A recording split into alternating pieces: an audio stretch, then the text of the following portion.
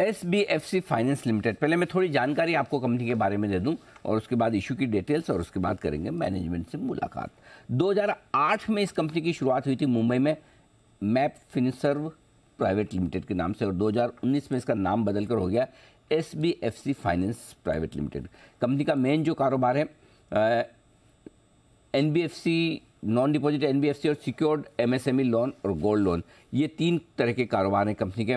औसत secured MSME loan size company का 10 लाख के आसपास का है, 90,000 के आसपास की गोल्ड लोन की एवरेज साइज़ है।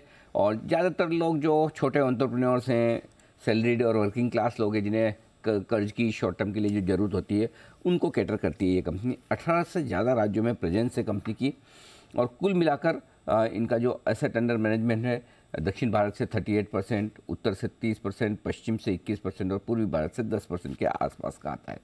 इशू की जानकारी पहले मैं आपके सामने रख देता हूँ। 3 अगस्त यानी कि कल खुलेगा ये इशू और 7 अगस्त को होगा बंद। प्राइस बैंड सिर्फ 54 से 57 रुपये, जी हाँ 54 से 54, 57, ये आपका प्राइस बैंड हो गया। ठीक है, 260 शेयरों के लॉट में आप अप्लाई कर सकते हैं, और अगर आप एक सिंगल लॉट की एप्लीकेशन लगाना चाहते हैं तो आपको देने होंगे 14,820 रुपये। इशू साइज़ कितनी है? 1,025 करोड़। उसमें से 600 करोड़ तो है फ्रेश इशू जो कंपनी में जाएगा पैसा, और 425 करोड़ का ऑफर फॉर सेल है जो अभी एग्जिस्टिंग इन्वेस्टर्स हैं वो थोड़ा बेच रहे हैं। मार्केट कैप हो जाएगा 6,100 करोड़ रुपए के आसपास। ये है इशू की पूरी डिटेल्स। आइए दो खास मेहमानों से आपकी मुलाकात करवाई जाए। असीम ध्रुव साहब हमारे साथ कार्यक्रम में शामिल हो रहे हैं, कंपनी के मैनेजिंग डायरेक्टर भी हैं और CEO भी। और ध्रुव साहब गुजरात यूनिवर्सिटी से सर ने कॉमर्स में बैचलर्स की डिग्री हासिल की है। आप चार्टर्ड अकाउंटेंट भी है, ICWA के भी मेंबर हैं, यानी कि IC cost and works accountant वाला भी कोर्स किया है, आपने मेंबरशिप ली है। बैंकिंग इंडस्ट्री का सर को 25 साल से ज़्यादा का अनुभव है, 2017 से इस कंपनी के साथ में है, और इससे पहले बैंकिंग सेक्टर में काम करने का लंबा बड़ा गहरा अनुभव है। नाम मैं आपको बताऊँ, HDFC bank, HDFC securities, HDB financial services, वो भी HDFC ग्रुप की कंपनी है। इनके साथ मतलब HDFC ग्रुप में सर ने बड़ा लंबा समय बिताया है, और रोजारी बायोटेक जैसी कंपनियों के साथ भी जुड़े रहे। एक और ख़ास मेहमान महेश दयानी साहब हैं, जो कंपनी के चीफ बिजनेस ऑफिसर हैं, CBO। आप भी 2017 से कंपनी के साथ जुड़े हैं। कंपनी के डिस्ट्रीब्यूशन, प्रोडक्ट्स, मार्केटिंग और प्रॉफिटेबल ग्रोथ लाने की जिम्मेदारी महेश सर की है। आपने कोलकाता यूनिवर्सिटी से कॉमर्स में बैचलर्स किया है, ICFI बिजनेस स्कूल हैदराबाद से आपने पोस्ट ग्रेजुएशन किया है, यानी कि CFA। होलसेल और रिटेल बैंकिंग का 22 साल से ज़्यादा का अनुभव महेश सर का है, और आप भी ICICI, कोटक, HDFC तीनों बैंक में काम कर चुके हैं, तो गजब का बैंकिंग का अनुभव है। आप दोनों का बहुत बहुत स्वागत है सर, धन्यवाद समय देने के लिए जी बिजनेस पर। कल आपका IPO खुलने जा रहा है, तो सबसे पहले असीम सर आपके पास आता हूँ। समझाएं सर कि आपकी कंपनी का क्या खास कारोबार है, और वैसे तो सर NBFCs बहुत सारी है, लिस्टेड भी बहुत हैं, अनलिस्टेड भी बहुत है, आपकी कंपनी खास तौर से कैसे पोजीशन है ये समझाइए। तो हमने सालों से देखा है कि जो छोटे बिजनेसेस है छोटे शहरों में, उन तक फाइनेंस अभी तक पहुंच नहीं पा रहा है। तो इतने सारे बैंक है, इतने सारे NBFC है, और अलग अलग प्रोडक्ट के माध्यम से पहुंचने की कोशिश कर रहे हैं, पर फिर भी जो टोटल अपॉर्चुनिटी है, तो इस देश में करीबन 6.5 करोड़ छोटे छोटे बिजनेसेस है, और only about 8% get any form of organised finance. तो बाकी जो है वो डिपेंडेंट है और मार्केट बोरोइंग से, जो बहुत ही हाई रेट ऑफ इंटरेस्ट से उन्हें मिलता है। तो हमारी कोशिश ये है कि एक ऐसी NBFC बनाई जाए जो ये छोटे बिजनेसेस पे फोकस करे छोटे शहरों में। तो अभी हम 16 स्टेट में प्रेजेंट है, जहाँ पे हम 150 ब्रांच खोले हुए हैं, और हम 200 शहरों में वहां से केटर कर रहे हैं ये 150 ब्रांचेस से। तो कोशिश ये है कि अच्छा प्रोडक्ट अच्छे प्राइस पे फेयर टर्म्स पे ये छोटे बिजनेसेस को पहुंचाया जाए। तो असीम सर आपने एक बिजनेस में एक इंटरेस्टिंग चीज जो कि इसमें लिखी हुई है कि सिक्योर्ड MSME लैंडिंग, ये समझाएं कि एग्जैक्टली सिक्योर्ड MSME लैंडिंग क्या है, और क्यों आप सिक्योर्ड में ही हैं, क्यों अनसिक्योर्ड में नहीं? तो जनरली फाइनेंशियल सर्विसेज में कोई भी लोन 2 प्रकार की होती है, या सिक्योर्ड या अनसिक्योर्ड। सिक्योर्ड हम जो करते हैं वो प्रॉपर्टी कोलैटरल में लेते हैं, या गोल्ड कोलैटरल में लेते हैं as a second way out. Unsecured business model अलग बिजनेस मॉडल है, और वो छोटा टेन्योर का मॉडल है। तो जब आप ऐसा बनाते हो कि जहाँ पे आपका फोकस मोर प्रॉफिटेबिलिटी पे है, तब आप अनसिक्योर्ड बिजनेस मॉडल बनाते हो। पर जब आपको लॉन्ग टर्म बुक बनानी हो तो आप सिक्योर्ड मॉडल की तरफ जाते हो। दूसरा यह है कि अनसिक्योर्ड में आप छोटे लोन ही दे पाते हो, कि अगर जो जो कस्टमर को हम लोन देंगे, अनसिक्योर्ड देंगे तो 1-1.5 लाख तक ही दे पाएंगे, पर अगर सिक्योर्ड देते हैं तो हम 10 लाख तक की अवधि दे सकते हैं, क्योंकि उसका लोन का टेन्योर ज्यादा लंबा होता है, तो ईएमआई छोटी हो जाती है, तो वो कस्टमर को पे करने में ज्यादा सहूलियत रहती है। ओके, बिल्कुल परफेक्ट है। महेश सर, आपसे आईपीओ के बारे में थोड़ी सी जानकारी लेना चाहता हूँ, क्योंकि 600 करोड़ तो आपका जाएगा कंपनी को, तो एक तो ये बताएं कि सर इसका इस्तेमाल कहाँ होगा, कैसे होगा, और दूसरा 425 करोड़ की जो आपकी है वो ऑफर फॉर सेल है, उसमें कौन से इन्वेस्टर्स बेच रहे हैं और क्यों? जैसे असीम जी ने बताया कि हमने जो लास्ट 6 साल के जो हमने सफर तय किया है, इस 6 सालों में हमने ये 150 ब्रांचेस खड़ी की है, 16 राज्यों में खड़ी की है। आज हमारा जो एयूएम है वो करीबन 5,000 करोड़ का है। तो अगर आप हमारा ग्रोथ देखें तो हमारा कंपाउंडेड ग्रोथ करीबन 40% के ऊपर है। और अगर सिक्योर्ड मार्केट की हम बात करें तो टोटल सिक्योर्ड मार्केट जो एमएसएमई का है वो करीबन 8.5 लाख करोड़ का है, और वो ग्रो कर रहा है 17 से 18%। यानी कि ये मार्केट डबल हो रहा है 4 साल। और उसके अंदर का अगर मैं कहूँ, जो 5 से 30 लाख का टारगेट सेगमेंट है जहाँ पे हम मौजूद हैं, वो मार्केट है जो 23 और 24% से ग्रो कर रहा है। तो यानी वो वाला जो मार्केट है वो तेजी से डबल हो रहा है, वो 3 साल में डबल हो रहा है। अगर ये ग्रोथ अपॉर्चुनिटी है हमारे सामने, तो हम बोल रहे हैं कि आज जो 2.5 लाख करोड़ है वो 2025 तक 5 और 2028-29 तक 10 लाख करोड़ का है। तो उसके लिए वो सफर तय करने के लिए आपको कैपिटल रखना पड़ेगा, आपको कैपिटलाइज होना पड़ेगा, और अर्ली जर्नी में आपके पास कैपिटलाइजेशन स्ट्रांग हो तो आप आगे का वो ग्रोथ मोमेंटम मेंटेन कर सकते हैं। तो ये जो 600 करोड़ हम रेस कर रहे हैं, that is largely growth capital SBFC के लिए। और जो 425 करोड़ है जो ये सेकेंडरी सेल है जो ये हम बेच रहे हैं, ये एग्जिस्टिंग इन्वेस्टर हैं जो बेच रहे हैं, और उसके जगह पे हमने सेकेंडरी ट्रांजैक्शन भी किया है। अगर आप हमारा पहले का डीआरएचपी देखें तो हम पहले प्राइमरी 750 कर रहे थे, अभी हम 600 कर रहे हैं, क्योंकि 150 करोड़ का ऑलरेडी एक प्री आईपीओ हो चुका है, वहां पे अच्छे इन्वेस्टर्स आ चुके हैं उस पे। तो इसीलिए हमारा जो प्री आईपीओ का प्राइमरी रेज है वो 600 करोड़ है। और ऑल्सो सेकेंडरी हमने किया है जहाँ पे हमारे 3 लार्ज म्यूचुअल फंड्स आए हैं, जैसे आईसीआईसीआई, एचडीएफसी और एसबीआई। सो लार्जली ये प्राइस डिस्कवरी ये सब इन्वेस्टर्स के आने के साथ हुआ है, और हमारे एक ही एग्जिस्टिंग इन्वेस्टर है जो एग्जिस्ट कर रहे हैं। वो प्रमोटर हैं या कोई private equity investor sir? Sorry, come again. जो अभी एग्जिस्टिंग इन्वेस्टर्स जो बेच रहे हैं आईपीओ में, वो कोई प्राइवेट इक्विटी इन्वेस्टर हैं या प्रमोटर्स? नहीं, तो हमारे जो प्राइमरी प्रमोटर हैं, जो लार्ज प्रमोटर हैं, वो तो रह ही रहे हैं, उनका 55% का स्टेक रह ही रहा है। और जो एग्जिस्टिंग बेच भी रहे हैं तो पोस्ट आईपीओ उनका 5 से 6% का स्टेक रहेगा। ओके, ठीक है। लार्जली प्रमोटर ड्रिवन जो है उनका अभी भी लार्ज स्टेक मेंटेन रहेगा। असीम सर, एक इंटरेस्टिंग चीज़ जो अभी महेश सर भी बता रहे थे कि चलिए हम साथ ही साथ हमने अभी कुछ राउंड्स भी किए हैं जिसमें आपने इशू के पहले भी कुछ स्टेक बेची है, जैसे 57 रुपये में आपने कुछ महीने पहले, 55 रुपये में आपने अमानसा को दिया है। आमतौर पर जनरली होता है कि जो भी आप प्री आईपीओ प्लेसमेंट करें, आईपीओ की प्राइसिंग उससे थोड़ी सी बेहतर होती है, ज़्यादा होती है। इनफैक्ट आप आईपीओ की प्राइस उसके आसपास या थोड़ा नीचे ही कर रहे हैं, कोई खास वजह वैल्यूशंस कम करने के पीछे? नहीं, देखिए, अभी अभी अभी ऐसा है कि what is a fair valuation of a stock is a very difficult question to answer. और कोशिश ये है कि जो भी इनकमिंग इन्वेस्टर आए, जो भी रिटेल इन्वेस्टर आए, उन्हें भी लॉन्ग टर्म हमारे साथ जुड़ने का मौका मिले और फायदा हो।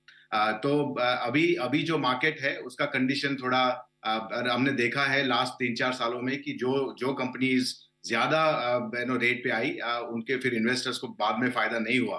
और इनसे सीख ये मिलती है कि अगर आप फेयर प्राइसिंग करोगे, अगर आपको लॉन्ग टर्म ग्रोथ की तरफ जाना है, तो जो आपसे जुड़ रहे हैं अभी, उनका भी लॉन्ग टर्म फायदा आपको सोचना पड़ेगा। सर, इंटरेस्टिंग, अच्छी सोच है सर, ये होनी भी चाहिए। और नहीं तो आमतौर पर जनरली मैंने देखा ही है असीम सर की, जो मतलब पहले प्री आईपीओ में दिया हो और उसमें भले ही 2 महीने पहले भी देंगे 20-30% डिस्काउंट पर, आप तो हिम्मत करके मतलब उससे डिस्काउंट पर लाने, तो 30% प्रीमियम भी देखी हमने।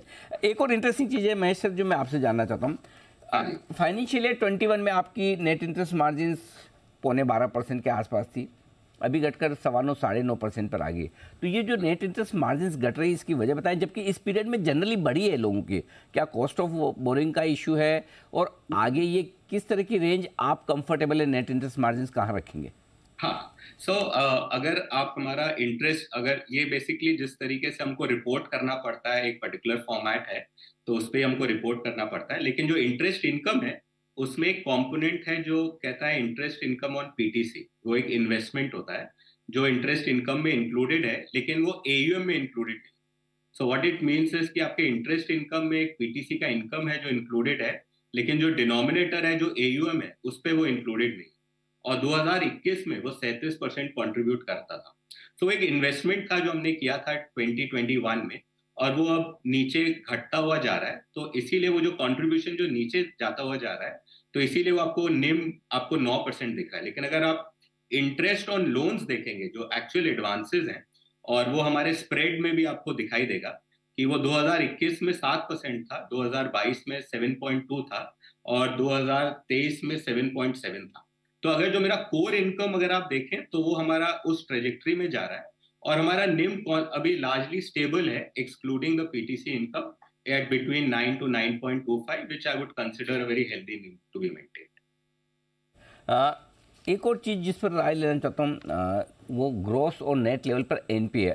मैं इस तरह आप ही से पूछ रहा हूँ, मैं थोड़ा सा इंडस्ट्री एवरेज से ज़्यादा है। आपके ग्रोथ एनपीए लगभग 2.5% के आसपास है, एनपीए 1.5% से थोड़ा सा कम है। तो लेकिन अगर मैं कंपेयर करूं आवास, होम फर्स्ट, एप्टेस वगैरह से, तो उनके मुकाबले में थोड़े ज़्यादा। इसकी कोई खास वजह, और किन लेवल्स पर आप देखते हैं कि कंफर्टेबल रहेंगे आप इन एनपीएस पर? तो अगर हम देखें, तो एक तो होम लोन का एक सेपरेट सेगमेंट रहता है, तो उनका एक एनपीएल लेवल्स बड़े डिफरेंट रहते हैं। उनके लार्जली सब 2% रहते हैं ऑन एन एवरेज। ओके। मगर अगर आप हमारा इंडस्ट्री सेगमेंटेशन देखें, जो मैं आपको कह रहा था 8.5 लाख करोड़ और हमारा सेगमेंट 2.5 लाख करोड़ है, ये लार्जली नॉन होम। तो अगर आप इंडस्ट्री डेटा देखेंगे हमारे सेगमेंट का, तो वहां पे 4.2% है as a gross NPA for that particular market. उसके अगेंस्ट में हम 2.5 पे हैं, और करीबन हमने 1.4% का हमारा नेट एनपीए है। हमारी हर बार की इच्छा ये रहती है कि हम हर बार अपना जो कवरेज है, जो प्रोविजन कवरेज है, वो हम एवरी ईयर इम्प्रूव करते रहे। तो अगर आप 2021 में देखें, तो हमारा प्रोविजन कवरेज 38% था, फिर 2022 में 40% है, और 2023 में 42%। सो हम बेहतर हैं इंडस्ट्री से। दी एस्पिरेशन इज कि हम बेहतर करते रहें then the industry. But I think home loan और ये नॉन होम लोन है, तो ये दोनों डायनेमिक्स बड़े डिफरेंट हैं, और इनके जो पैरामीटर्स और बाउंड्रीज हैं वो भी slightly different. So I would say compared to industry, we are probably better than the industry. Okay, तो ये आपके लिए सारा का सारा एनपीए। एक और चीज़ जो असीम सर आपसे जानना चाहता हूँ, आपने एक पिछले साल एक सब्सिडी कंपनी भी बनाई है अफोर्डेबल हाउसिंग को के कारोबार को लेकर। बताएं सर, यहाँ क्या प्लान है आपके, और क्या इसकी जो सारी परफॉर्मेंस होगी वो एसबीएफसी में ही काउंट होगी, पूरी 100% सब्सिडी है, किस तरह का स्ट्रक्चर है, और इस बिजनेस में कितना स्कोप आप देख रहे हैं? जी, तो जैसे हम हमारी कंपनी का बेसिक जो पर्पस है वो स्मॉल बिजनेस फाइनेंस कंपनी, तो एसपीएफसी का हमारा लिए मतलब है स्मॉल बिजनेस फाइनेंस कंपनी। तो फोकस ये है कि जो छोटे बिजनेसेस है उनको जो भी प्रोडक्ट्स चाहिए वो उनको हम हाजिर करें। और जैसे हम ये एमएसएमई लोन्स में गए, ऐसे हमको नजर आता गया कि ये जो कस्टमर है उन्हीं कस्टमर को होम लोन की भी जरूरत है, जो आज हम पूरी नहीं कर पा रहे। तो इसीलिए हमने एक 100% सब्सिडरी खोली है, और अभी आरबीआई को अप्लाई किया है लाइसेंस के लिए। और वहां पे कोशिश ये रहेगी कि हम होम लोन्स दे इन्हीं कस्टमर को जिनको अभी हमने एमएसएमई फाइनेंस किया है। परफेक्ट है सर।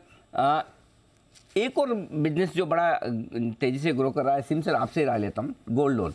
आजकल लगभग हर बैंक को गोल्ड लोन करना है, तो आपके लिए कंपटीशन बढ़ रहा है या इसमें अभी भी बहुत स्कोप नजर आता है? क्योंकि आपकी कॉस्ट ऑफ फंड तो ज़्यादा रहेगी बैंक से, और स्पेशली आजकल सरकारी बैंक को सबको गोल्ड लोन करना है, तो कैसे इस बिजनेस को कैसे देख रहे हैं आप? नॉर्मली गोल्ड लोन में दो प्रकार के लोन्स होते हैं। एक तो जो कंज्यूमर रिलेटेड गोल्ड लोन्स होते हैं, द B2C गोल्ड लोन्स, और एक बिजनेस रिलेटेड गोल्ड लोन्स होते हैं जो B2B गोल्ड लोन्स होते हैं। तो आप देखेंगे कि जो सारी गोल्ड लोन एनबीएफसीज है और सारी बैंक्स है वो कंज्यूमर रिलेटेड गोल्ड लोन्स करती है, जहाँ पे छोटे छोटे कस्टमर जाके छोटे छोटे लोन्स लेते हैं। हमारी कोशिश ये रहती है कि हम बिजनेसेस जो हमारे वही जो एमएसएमई कस्टमर है उनको बिजनेस के वर्किंग कैपिटल के लिए लोन हम दे। तो आप देखेंगे कि एवरेज टिकट साइज जो कंज्यूमर लोन की होती है वो 40 से 50 हजार की होती है और हमारी 90,000 से 1 लाख के करीब होती है। तो सेगमेंट अलग है, प्राइसिंग अलग है, अप्रोच अलग है, प्रोडक्ट अलग है, पर underline gold loan is the same concept.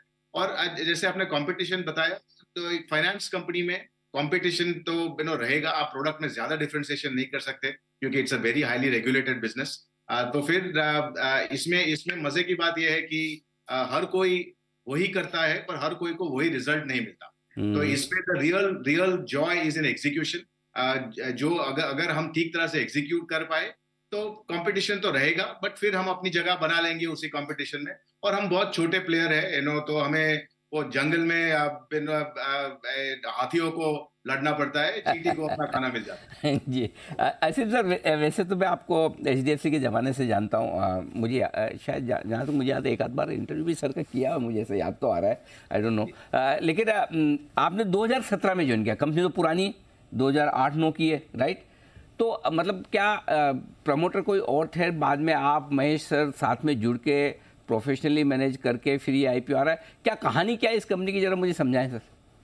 जी, तो हमने क्या किया था कि एक्चुअली ये कंपनी 2017 में ही शुरू हुई और हमने जब शुरू की तब एक एग्जिस्टिंग एनबीएफसी थी, मेप फाइनेंशियल सर्विसेज, उसको हमने अक्वायर किया।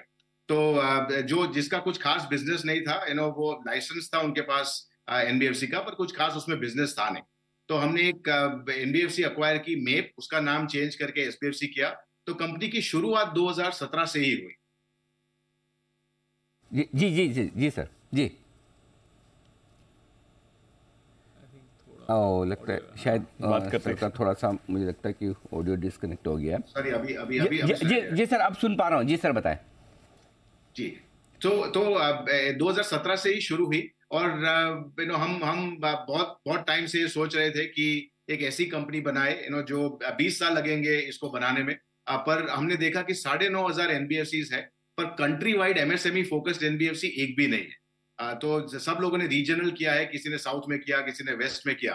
तो हमारी कोशिश ये है कि ऐसे ही एनबीएफसी खोली जाए जो सारे कंट्री में जाए और एक ही रीजन पे फोकस नहीं करे, पर एक सेगमेंट पकड़ के चले कि अगर एमएसएमई कस्टमर है तो उसे हम ठीक तरह से समझे, उसका रिस्क हम ठीक तरह से डायमेंशन करें, क्रेडिट ठीक तरह से असेस करें और उनको अच्छा प्रोडक्ट अच्छे प्राइसिंग पे दी जाए। तो ये 2017 से ये कोशिश शुरू हुई और उसके बाद में जैसे आप जानते हैं इतने सारे हमारे सामने स्टॉर्म्स आए जो अगर पहले पता होता तो शायद शुरू ही नहीं करते। तो sometimes it is good God doesn't tell you your problems. So but in and through it all अभी हमारी टीम ने काफी मेहनत की है और एक अच्छी पोजीशन पे आज कंपनी है और हम खुश है जहां तक पहुंचे हैं और बहुत एक्साइटेड है जहां आगे जाना चाहते हैं। बिल्कुल सर, हमें भी अच्छा लगता है कि अगर कुछ प्रोफेशनल बढ़िया कॉर्पोरेट्स में अच्छा एक लंबा अनुभव लेकर उसके बाद अपनी एंटरप्रेन्योरशिप शुरू करें और एक साइज बनाएं और उस साइज को और आगे बढ़ाने की कोशिश करें जो आप कर रहे हैं। हमारी बहुत बहुत शुभकामनाएं सर, कल से आपका आईपीओ खुलने जा रहा है, एक नई पारी की आपकी शुरुआत होने जा रही है। असीम सर, महेश सर, बहुत बहुत धन्यवाद और एक बार फिर से आपको all the best. Thank you. Thank you. Asim